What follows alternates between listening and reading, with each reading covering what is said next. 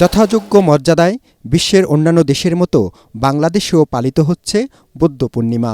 নিরাপত্তাজনিত কারণে এবার উড়ানো হয়নি ফানুস, তবে আলোকসজ্জায় কোনো ঘাটতি ছিল না, এটি জানান দিতে চান তারা।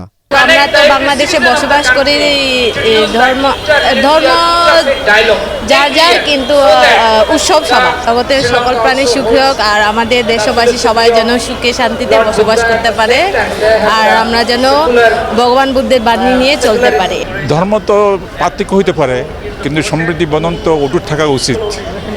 সেই জন্য সবাইকে সহযোগিতা করা উচিত। ঐতিহাসিকভাবে আমরা কিন্তু একটি জায়গায় আবদ্ধ হই, সেটি হচ্ছে আমাদের মানবতা, আমাদের প্রেম এবং প্রত্যেককে ভালোবাসার মধ্য দিয়ে কিন্তু উৎসবগুলাই আমরা পালন করে থাকি। এটি আমরা ইতিহাসের অহংকার বলতে পারেন, অলংকার বলতে পারেন। বাংলাদেশই একমাত্র দেশ যেখানে সকল ধর্মর সহ অবস্থান রয়েছে। একদিকে সন্ধ্যায় যখন মসজিদে আজানের ধ্বনি শোনা যায়, ঠিক তেমনিভাবে কিন্তু মন্দিরে ঘণ্টার ধ্বনি শুনতে পাই আমরা।